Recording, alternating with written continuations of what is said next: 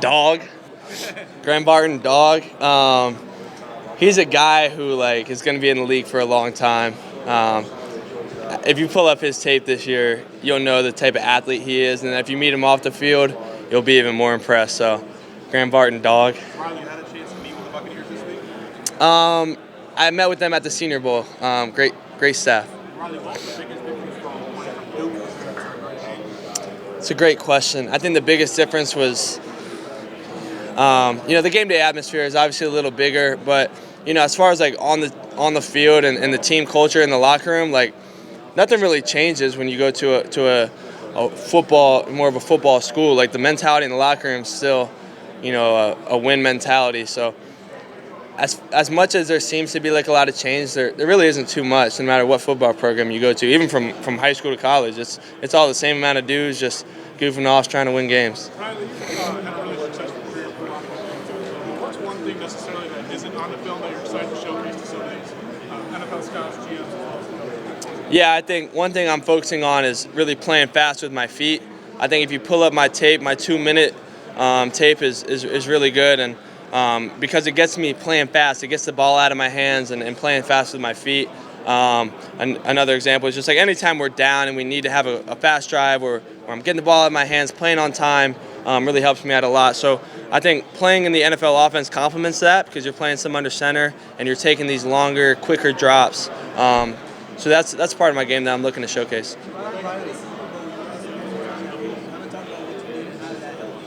Yeah, the Senior Bowl was really cool, right? Because it was I was playing in Mobile, Alabama, which is 40 minutes from me, and playing in North Carolina at Duke and South Bend, right? Those are 15, 16-hour trips. So it's good to finish my college days back in my hometown, and down there the food's incredible, the people are incredible. No better place to be. So it was good to get back down there and kind of finish where I started. Riley, you're a very dynamic quarterback. You run, you throw. What's something that you really, really wish you could have shown more in Notre Dame? Yeah, nice hoodie. The one thing I wish I could have showcased more is probably the deep ball, extending the ball down the field. I think there were a lot of games this year where my job is to win the football game, and there were games where we didn't have to do that, and that was perfectly fine with me. I'm not an ego guy. I'm not worried about stats or anything like that. My job is to win the football game, and if whatever that may be. So hopefully I'll be able to showcase the deep ball a little more. Riley, touching on your interactions with the Las Vegas Raiders, your thoughts on the organization overall? Yeah. Obviously, great organization. I think the one thing that stands out to them is just their support, their fan base. I mean, just electric fans. They're always getting after it. I think they're a program who are definitely on the come up and have great potential in the future. So obviously they got a great new owner. So yeah, great organization. Pete Carroll likes to run the ball. You like to run the ball.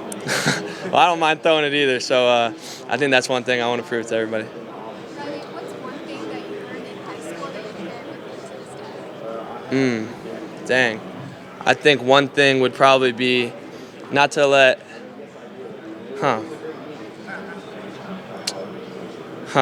never let your circumstances change your standard. Let your standard change your circumstances. That's something Coach Troop actually told me way back in the day, and kind of just stuck with me. No matter what situation you are, your standard should trump that circumstance that you're in and change the circumstances that you're in. So as long as you know your standard, any room that you walk into, you should walk away just fine. Can you talk a little bit about the importance of playing for your home team in a high school setting? Yeah. What do you mean by my home team? Sorry. The importance of playing for your high school team. Can you talk about how that's going? Oh, absolutely. Yeah, I think growing up in Fairhope, Alabama, it's the coolest place in the world because everybody you meet has your best interests, and the amount of support that I had throughout my career from I pretty much call everybody family back home, and the amount of support I had from my family members was really cool. Were you going to top 5 position? Top 5 position? Top 5 position.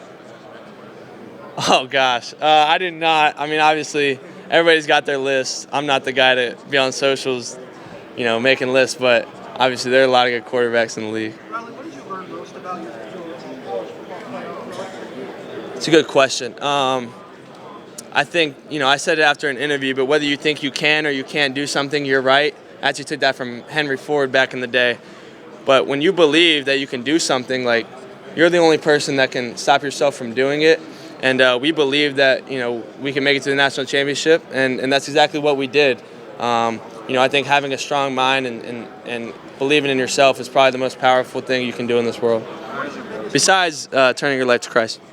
And what is your biggest motivator personally? Is there someone in your life? Is there something that you do personally that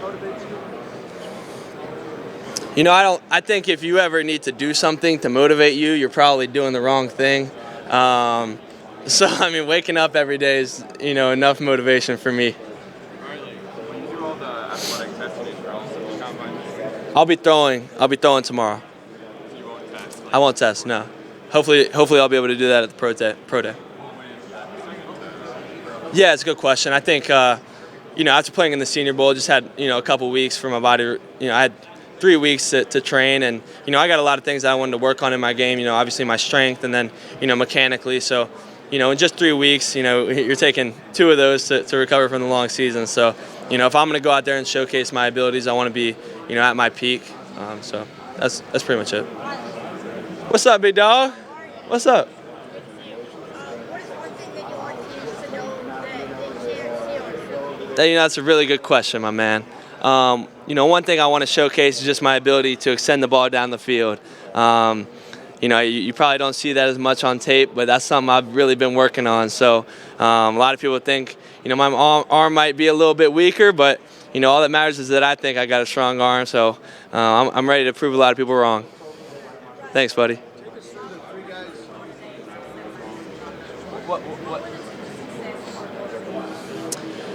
That's a really good question. I think everybody has a mentality to win the national championship, but when you have a locker room where your best players, have the highest character, that's kind of what separates teams. I think our character in our locker room kind of stem from the top down, and I think that the biggest compliment I can give to these guys is if you walk into our locker room, every single one of those people that you come into contact with, feel like family and make you a better person. So everybody, works hard. Everybody knows the X's and O's.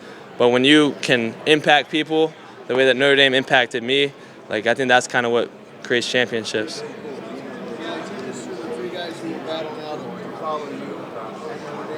Oh, yeah. I could go on and on about all 3 of those guys. And honestly, when I think about the Notre Dame quarterback room right now, I think about their football talents, after 10 minutes of thinking about each person. Our group was the closest group that, I've probably been around. And those guys really, changed my life in a lot of different ways. And I owe them the world, to be a transfer quarterback, to come in there, and for them to accept me the way that they did kind of means the world to me. But yeah, each guy's got a special trait to him. Steve, obviously, everybody loves Steve. He's an outstanding person, outstanding football player.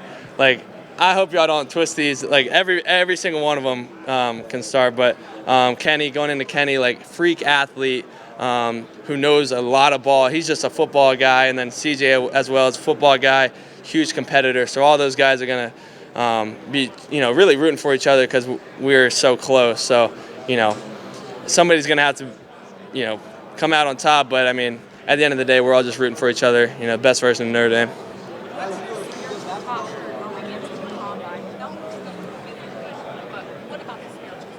The spiritual side, that's a really good question. That's a really good question because it's really hard to maintain the amount of humility whenever you're out here trying to showcase yourself. And my job is kind of to sell myself to all of these coaches and prove to them why they should pick me, which doesn't really come naturally for me because I'm a guy who kind of wants to let my actions lead, not my words. But then I have to sit up here and talk about myself all the time. So obviously the verse that I wear on my wrist kind of helps me out a lot. Matthew 23:12, those who exalt themselves will be humbled. Those who humble themselves will be exalted. At the combine, you're having to exalt yourself a little bit. So at night, I have to just remind myself, humble yourself, kid. So that's probably the biggest learning experience for me, and I'm not sure if I have it quite yet, but I'm looking to grow. Riley, Thank you. Riley, all across the NFL, who are some receivers, like just in general, who you could love to throw to? That's a good question. I mean, shoot. That's a hard question for me. I mean, every receiver in the NFL is there for a reason.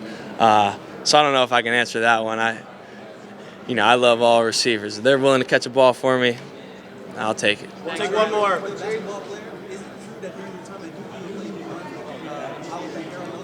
This is true. So my freshman summer when I got there was a COVID time, so really the only people on campus were football, basketball guys. So yeah, we used to have some late night runs in Cameron, and then they used to come over and throw the ball a little bit too. One thing a lot of people don't know about Paulo, he was a great quarterback. Like, I remember he was throwing the ball. I was like, dude, like, you can take my job, dude. So like, don't come over to the football team. But really good athletes, really good people, and yeah, we got some late night runs in. Thanks, guys. No, I couldn't guard him, but he absolutely could guard me. Yeah, to be honest with you. Thank y'all.